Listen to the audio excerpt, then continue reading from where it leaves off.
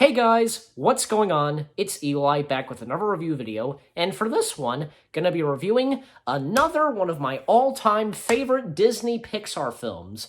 Now, of course, number 1, Monsters, Inc., number 2, The Incredibles, number 3, Toy Story 2, number 4, Monsters University, number 5, Brave, and for number 6, it's Ratatouille. You know? Yes, Ratatouille. Ratatouille. Oh man, what can you say about Ratatouille? What do I have to say about Ratatouille? Well, it's freaking awesome. It's amazing. And once again, directed by Brad Bird, who after directing The Incredibles, which became a really big success, and for it being Brad's first Disney Pixar film. And for the second one, he's now directed Ratatouille. Excuse me. So, and this movie went through a little bit of changes and such. Like, it all started back in 2001 with Jan Pinkovic, who before directed Pixar's Oscar-winning short film Jerry's Game. And he started production on this, and he started working on this around 2001 by the story having the rats live in the catacombs, and the rats kind of looked a bit different and such. But that's when John Lasseter and some people at Pixar thought that young Pinkovic isn't ready to direct a feature film and such, because sure, he did an amazing job doing Jerry's Game, but that was a short film. But for him directing a full-length feature film, probably may have not been pretty good and such. And that's when John stepped in, and he asked Brad Bird to work on and such. And Brad loved this and such. Like, he loved everything about it, and and he accepted. And for young Pinkovic, well, I think I don't know, I think as though he still worked on it a bit. He was co-director and part of the writers or something like that, because basically this all came from young Pinkovic, basically. And I even remember seeing him. He was even there at the Oscars when it won for Best Animated Feature, and Brad Bird was up on stage, and I think he even thanked young Pinkovic. So basically it was all young Pinkovic's idea of doing this film, and etc. So but, after his replacement, and I guess working on it a bit, he basically quit Pixar, and he has still been directing some short films and such, if you go look on IMDb and such. But anyways, so with the movie, I gotta say, it's fantastic. I love, because it was actually the last Disney Pixar film to use the castle logo that Pixar did, computer animated and such. It was the last one. And I love the opening to the music. Okay, some of the Pixar films that Brad Bird has done, from The Incredibles to Ratatouille to The Incredibles 2, with the opening of the castle and the Pixar logo, the music is different. Instead of using the Randy Newman score, they have for that they had for some of the Pixar films. And even for as of now with the Disney logo and When You Wish Upon a Star and the Pixar logo, I'm sure you guys get the idea. Yeah, it's beautiful music. You hear a woman kind of it's beautiful. And we cut to a TV and we hear a reporter and such, and that's actually Michael Giacchino voicing the reporter. Although each of the world's best food and such, the best food is from Paris, and the best food in Paris from Chef Gusteau. And then, Anton Ego appears on TV, and, oh, man, Anton Ego, he is an amazing character. He is just a really great character in this film, and we'll get to him later on, but, and him saying, amusing title, anyone can cook. What's even more amusing is that Gusteau actually thinks, and no, I don't think anyone can do it, And then we cut to Remy, he breaks out of the window with the cookbook, and this is me. I think it's apparent, however he says. And we see with Remy and his family and such, and his brother Emile and his father, and I think his father, he's named Django, yeah, because if you look at his name and such, there is a D in there, but I think the D is basically silent, so it's, Django the Rats, pretty funny name, I guess. And so, like, Remy is kind of, doesn't want to eat garbage, wants to eat good food from, good food, and, that's in the kitchen and such, and, like, his father's against it, like, stay away from the humans, it's dangerous, stay out of the kitchen and away from the humans, it's dangerous, um, and then, Remy kind of sneaks and such, and then, like, watches TV, and Gusto's on there, and Gusto's become Remy's hero, basically, and, the whole sequence with like Remy and Emil cooking and such, like Emil with Remy and like that at one part we're on top of the rooftop, they're cooking from where the fire is, the chimney, and then the electric the lightning strikes and they go flying and such, like, ooh, you gotta taste this. It was like this boom, and then they go in the kitchen and like they see Gusto on TV. And like Remy finds out that Gusto is dead, and that what's really cool, what's really funny is that right as after Remy says that, the TV turns on, and then the woman wakes up, and goes and panics, and then pulls out the gun and shoots them. Such like, geez, lady, you're doing it in the house, jeez. That's when the rooftop of it with the chandelier comes falling down, all the rats are there, and then it sends her running, and then she comes in with a gas mask, and oh man, and then they escape and such, and Remy and his family get separated, and that's when Remy is like kind of stays there where he isn't for a while, like as he says, I waited for a sound, for a voice, and he looks for the cookbook, and then Gusto becomes a figment of his imagination. If you are hungry, go up and look around, And so, like, Remy goes up and, like, wanders around through different places and then wounds up in Paris. And then he spots Gusto's restaurant, and tells him, like, you have let me to your restaurant. I never thought that. But yes, Eureka, Then Remy goes exploring. We see all the cooks and such. Colette, also, because, like, all the other chefs. And, of course, we come to Skinner and Linguini. And then, like, Skinner and Linguini meet, and then Linguini gives something from his mother that his mother wanted him to have and such, and then they, Linguini gets a job as, like, a janitor and such, and, like, as Remy and Gusto are looking, like, Gusto asks Remy, which are these chefs, what they do and such, and Gusto's like, oh, what about that one, because of Linguini, and then, like, Linguini accidentally, getting distracted by Colette, yeah, he knocks over the soup, he puts it back and tries to fix up and such, and Remy's like, no, he's ruining the soup, and you gotta do something. What can I do? I'm just a figment of your imagination. Then Remy kind of accidentally hits the window, pushes the window a little bit, and he falls down to the kitchen, and, throughout that, he back and forth such, and winds up in the restaurant such where everybody's eating. One of the, the Mustafa, if I'm saying his name, the waiter, voiced by John Ratzenberger. And the funny thing is, though, I don't think the audience could really tell, that's John Ratzenberger voicing him. Well, for one example, the character of Mustafa, if I'm saying it right, Mustafa, or however you say it, he is French, okay? So he'd have to have a French voice. And for John Ratzenberger, he does a French voice, so there you go. But it's still cool, because, I don't know if that was Brad or John's intention of doing that, and tricking the audience and wondering, that does not sound like John Ratzenberger's. You recognize John Ratzenberger with, yes, that kind of voice is that. No, he's like, it does the French voice, like, she likes her soup, etc. But anyways, and that's when Skinner discovers that, Linguini's been cooking. You are cooking, and what are you blathering about? And then he points, soup, and soup, stop that soup. And then he goes in the restaurant like,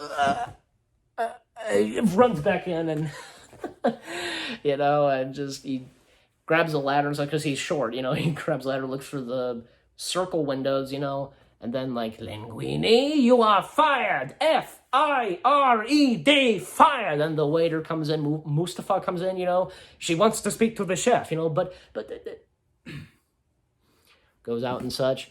And then, like, Linguini almost, like, makes it out of there, but then Horst, voiced by Will Arnett, I just love it because, as he walks up, like, ugh, he grabs him and such, ooh, it's funny. And just his face, as he, Colette tries the soup, and then Skinner and Mustafa come back in. Then Colette asks, "What did the customer say?" And then he says, "It was not a customer. It was a critic." And like, she likes her soup, and then Skinner tries and like, "How did you do this? Am I still fired?" And then Colette says, "You can't fire him." And Skinner's like, "He's a garbage boy." And then Colette says, as Gusto would say, anyone can cook, And then you see a smile from Remy and Gusto. And then, etc. And then, like, Gusto's like, "You were escaping." Oh, right, And right as Remy is making his way out the window, Skinner spots Remy and like, "Rat!" It's like, okay, wait a minute. Did he not see that the rat was trying to to make his way outside? Did it? He just flat out grabs a broom and attacks, like, let the rat out for crying out loud. Seriously. If you would have noticed and just, But I guess, it's Skinner, so, And then Linguini catches it in a jar and like, what should I do with it? Kill it. What, now? No, not in the restaurant. They'll close us down, Take it far from here. Go, take it away, garbage boy. And then what's funny is that as he gets on his bike, we then cut to, like, a church and such. We hear, like, chimes or whatever and such. And then Linguini makes his way and is about to throw him into, like, the stream or the river and such, And then Remy gives him a look. Linguini's like, "Don't look at me like that," and like, then sets him down. I need this job. I've lost so many. I don't know how to cook, and I'm speaking too red. And did you just nod? And he does nod, like, you can understand me. And then he nods and like, I can't cook. And then Remy nods no, and like, but you can, right? And then he's like, look, don't be so dramatic. You're a rat, for crying out loud, or however he says it, like, hey, they like the soup. He knocks the jar, like, he jumps in, and we then jump cut to when he's all wet and such, and they like the soup. And, like, Linguini sets him free, and, like, if he promises that, if he sticks with him and helps him through this, but then Remy, like, runs away and evilly kind of laughs, but then, like, changes his mind and realizes that, no, I promised, and this is a mistake, so, And that's when they go back into his apartment and such, and, like, then the next day, they, cut to, like, because Linguini thought that he escaped, he stole everything in the kitchen, and that's when he sees that Remy was fixing something, and then, they go back to the restaurant, and Linguini and Remy Linguini's trying to figure out how to hide Remy, like, first putting him in his underpants. And actually, I read this, that actually the underpants that Linguini is wearing is actually Incredibles underpants. Because the Incredibles, well, of course, little Easter egg there, and because, Brad had directed the Incredibles. So, and then, like, let's do this thing! And actually, because I think he did hide him in his shirt and such right there. And then Skinner comes in and, like, he's like, welcome to hell, now redo the soup, I just love what Skinner says, because I guess, Skinner's point of view and such, yeah, Linguini is in hell because of the kitchen and such. I wouldn't say, like, Hell's Kitchen or anything like that. No, I don't think that's it. No, it's not. But again, it's pretty funny what Skinner says. But and then, like, Linguini is trying to decide what to go for, but then Remy bites him, like, no, that's the wrong, no, you don't get that, you don't use that and such, and then they go into, like, a camp pantry and such with all the vegetables and everything else. Like, he opens his shirt and his chest, like, this is not gonna work, little chef, And then Remy is kind of a bit hungry and such, and Linguini gives him cheese, and as Linguini's talking to Remy, Skinner hears him, like, Linguini? He opens it, and, like, and, like, Linguini just quickly turns the light off, and then Remy gets up in his hat and such, and, like, he turns back on, like, the rat, I saw it, and what are you doing in here? I'm just getting vegetables, everything else, like, get out, And then Linguini does not see where he's going, like, is like, oh, okay, blah, blah, blah. And then Remy sees, like, oh, he grabs his hair, like, whoa, because Mustafa was carrying a tray and such. And, like, I think both Linguini and Mustafa are surprised, Yeah, yeah, it's kind of like the face that Mustafa gives. And then Linguini and Remy, they go in the bathroom, like, how did you do that? And they find out that, it was the hair and just, like, somewhere in the hair, like, because moving his arms, everything else, And then that's when, like, as Remy's kind of the narrator in this, figures out that this is going to work, everything else, and then as they're back at Linguini's apartment, they practice by cooking and such. By putting a blindfold on, he kind of peeks like, and that sequence is pretty funny because even like cooking a pancake or whatever, it goes flying and it breaks the window. How does it break the window? It's a freaking pancake.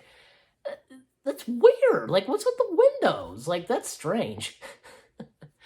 And it causes a car to wreck, and like Linguini is peeking us up, and then like Remy closes it, and they kind of like and like one part like having him sniff the tomato, Linguini kind of squishes it a bit, and like funny, and like, and then they have like wine and such. He drinks it, then pours it on Remy, and causes Remy to get wet in a bit of his hair. It's funny. And as later on, the progress, everything works out pretty good. And as we dissolve and translate to the kitchen at Gusteau's, it works out pretty good. And Skinner tries to swoop in, congratulations, etc. And then I think there's a bit between Linguini and Colette, Colette teaching him and such. And one part, I will kill you. And oh my gosh, like you see her teeth and everything else. Wow, just and throws a towel over Linguini's face. Like, oh my gosh. The anime, like, actually, because even I remember this, like, all the animation done for Colette was all done by women at Pixar, the female workers and animators, they all worked on Colette, Very smart of Brad to do that, like, have all the female workers, such animators, whoever, work on Colette. That shows, very, very smart of you, Brad, very smart. And so, like, as progressed such, like, everything's, like, the relationship and thing between Colette and Skinner, and also, because, like, Remy is reunited with Emile and his whole family, and then, like, that scene with Linguini and Skinner, they're talking and such, Skinner tries to get him drunk, and because he knows if he gets him drunk that he would tell him everything about Remy and everything else, but no, like, I think even with Linguini, when he's drunk, he knows, why do they call it Ratatouille? It's like Ratatouille, Rat-tat-tat, or something like that, And there's a whole thing between Remy and Django, his father, that is, Remy's father, Django, and shows Django what it's like, what it's really like between humans and rats, and kind of like, in some ways he's right, but Remy knows that Linguini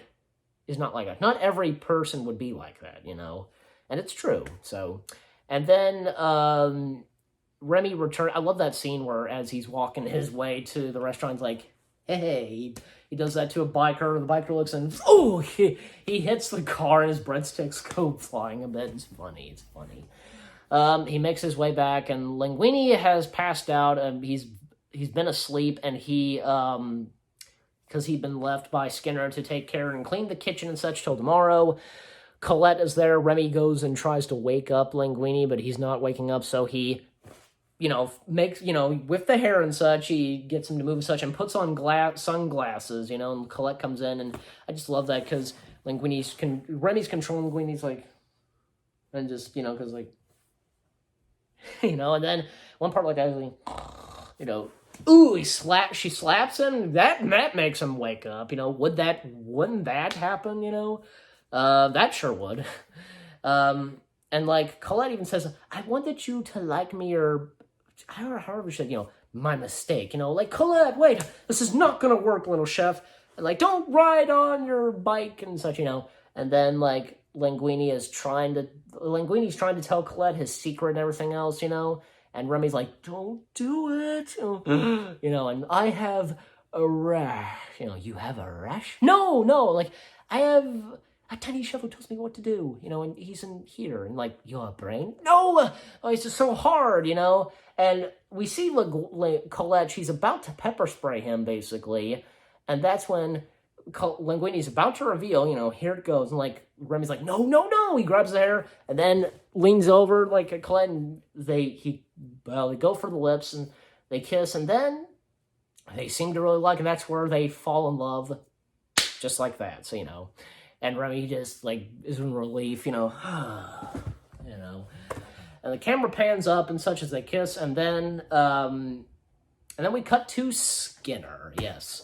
Ever since, because we first saw him in the beginning and the TV report and such, and then we see him again, now has his part in the film, etc., and, his Ambrister comes in, what is it, Ambrister? It's Gusteau's finally closing, and tells him that it's come back, it's popular, and, I haven't reviewed Gusteau's in years, and my last review, and, Chef Boyardee, that was my last review, that's where I left it, then tell me, Ambrister, how could it be? I just love how he talks, and at that part, like, then tell me, Ambrister. He takes off his glasses, how could it be popular?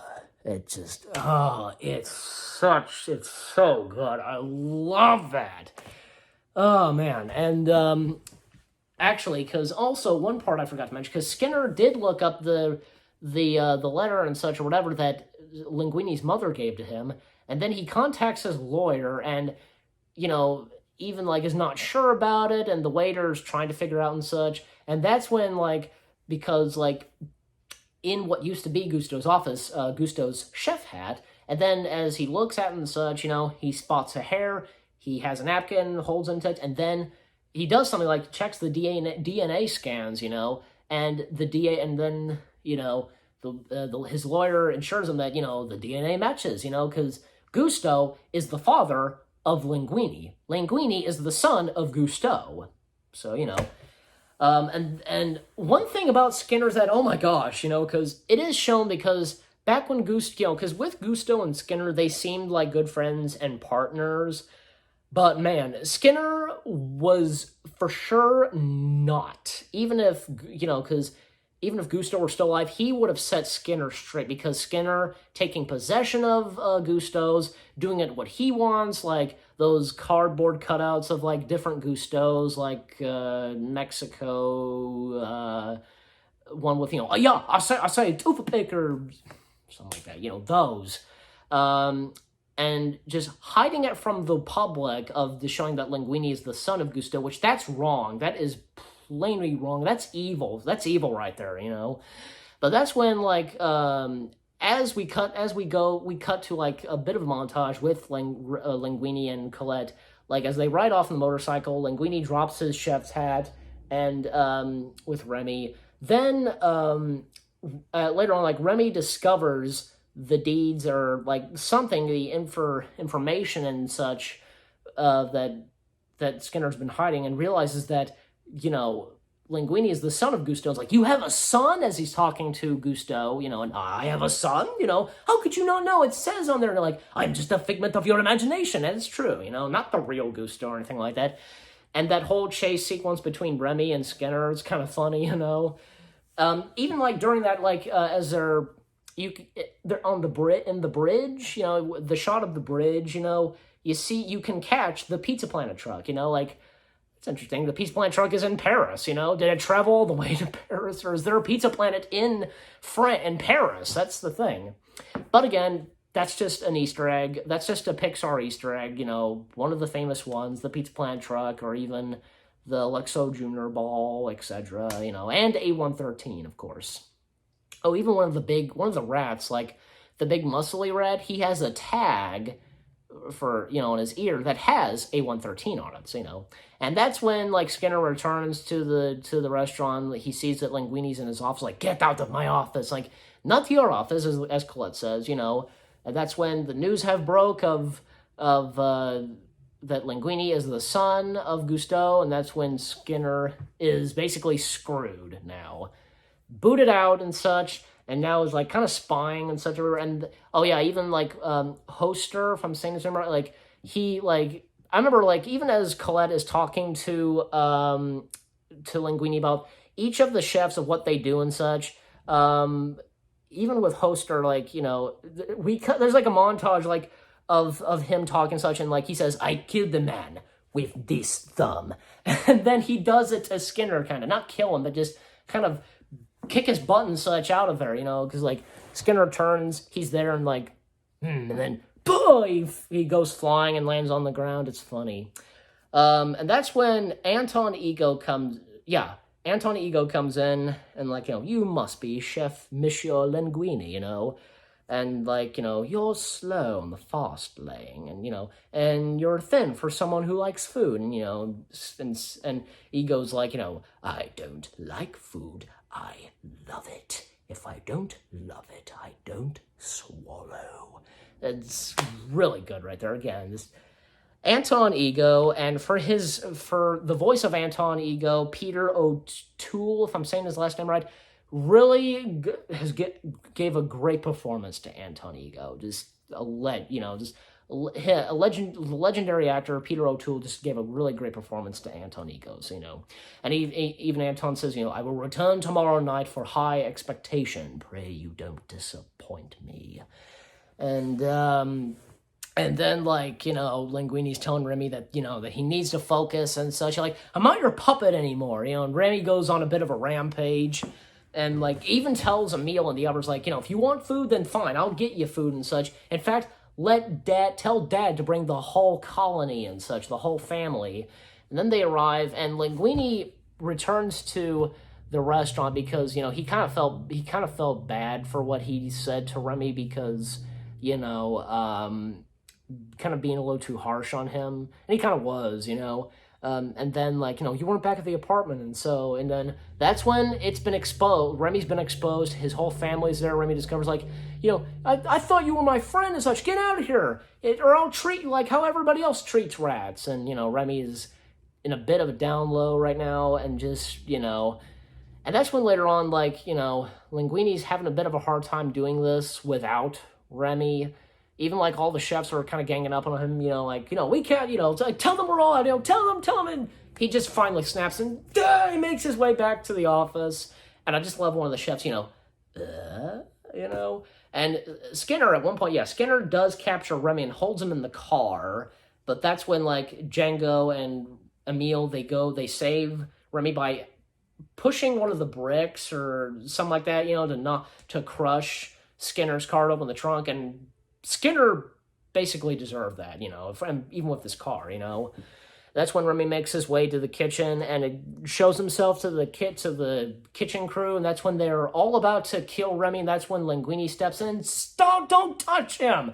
And there's a surprise look from Django and Emile, and Linguini looks at Remy, thanks for coming back, little chef, and then, I know this sounds crazy, but this rat is the reason, and the reason that Ego is outside that door, and then what do you say? And then all the chefs, they just leave, and even Colette is about to slap him, but then she holds it back, because, I think it goes to show that, and you know what? Yeah, I'm thinking of it now, because how much Colette loves Linguini, but just leaves and is a bit of a downhill, and that's when, like, we do see Colette riding a motorcycle, and then when she's at a stoplight, she sees the book Anyone Can Cook, and like even Linguini kind of gives up and goes in the office and thinks that that's it, everything's done. All the people outside the restaurant, including Ego, are just out there waiting and such, and then Remy, Django comes in, brings the whole family in. They start cooking and such. Even I almost forgot to mention the health inspector that's in this film. He gets a call from Skinner about the rats and such, and then the health inspector shows up, sees the rats, he makes his way, stop the health inspector, Then Django and a bunch of the rats go after him, and then all the chefs, all the rats, team 1, team 6, man your stations, let's go, go, go, and then they all cook and such. And that's when Linguini comes out, sees him, and then he looks at Remy, we need someone to wait tables. And what's really cool, Linguini, as the waiter, he rides on roller skates. So that's really cool, And Skinner's there, and hiding his face and everything and disguising his voice, And then Linguini serves him a drink like, sorry, we're a little bit rushed or something like, we're a little bit on schedule or however he says, and he's like, please take all the time you need. And then Colette returns and, Linguini's glad to see Colette back. Like, whatever it is the rat wants me to cook or however she says, ratatouille? Like, you sure you want to serve this to Ego, And then Remy shows Colette how to cook ratatouille properly, I guess you could say. And it's served. Ego takes a bite of it, slowly takes a bite of it. We see his eyes and we cut to a flashback. Ego is a child because it seemed like he wrecked his bike. His mother serves him ratatouille. He tries it and loves it, and that's when it hits back to Ego on his childhood, and drops the pen in slow mode, hits on the ground. Even Skinner tries it. Well, okay, like Ego, when he tries, he's become a different man, and good for him because changed him from what he was, from being a very mean and like Scrooged kind of food critic. Basically, that's kind of what it feels like, being like a Scrooge kind of person, But grumpy or just like, I don't know. But I'm sure you guys know what I'm trying to say. And even Skinner tries and he actually likes and is kind of just, and then he barges into the kitchen and, who cooked the ratatouille? I demand to know. He takes off the shades and like, he drops the glasses, goes like, oh crap, bunch of rats. And then they tie him up and duct tape his mouth. They throw him in with the health inspector. And that's it. That's where Skinner is technically defeated. And so even with Ego, like, he asks, who do I thank for the meal? And, even Colette comes out, if you want to meet the chef, you'll have to wait until all the customers leave. And Ego's like, so be it. That's when the entire place is empty, they come out and they show Remy and, and that's when Remy, as Remy says, the narrator, at first, Ego thinks it's a joke. But as Linguini explains, Ego's smile suddenly disappeared. And for that small bit of montage, he looks on how everything is going on in the kitchen and how they serve the ratatouille and, because Remy controlling Linguini's hair. And then, the last words that Ego gives to them, thank you for the meal.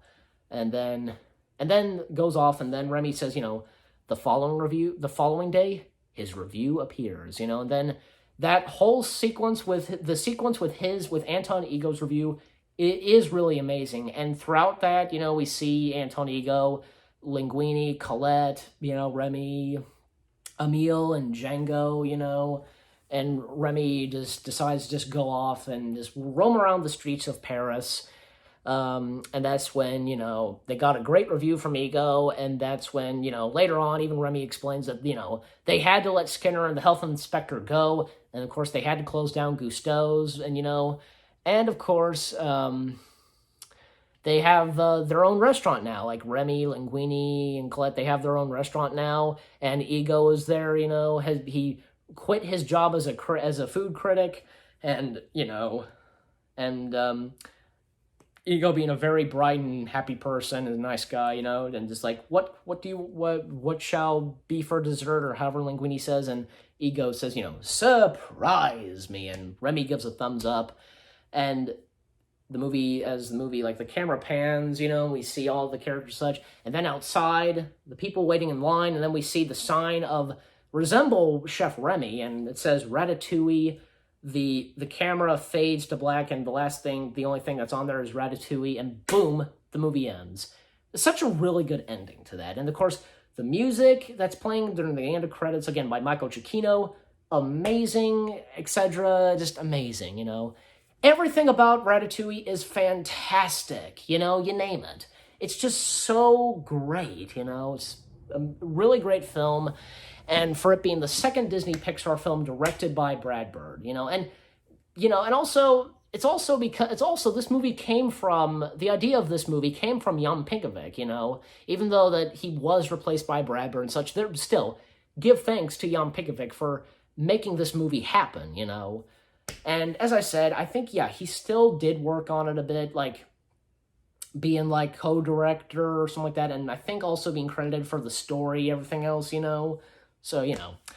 But anyway, so for Ratatouille, well, it's pretty obvious, you know, 10 out of 10 stars for Ratatouille. Because, hey, I think it's pretty obvious because it's a fantastic film. The story, the characters, the animation to it, the music, just everything about it is freaking awesome and beautiful and just fantastic and an amazing film. Okay? To put it that, an amazing film. Amazing Disney Pixar film. And you guys let me know what you think of Ratatouille. So again, 10 out of 10 stars for Ratatouille. Hope you enjoyed this review video. More new review videos coming your way. They're going to be awesome. Keep looking forward. And I'll see you guys in the next video / review video. Take care and peace out.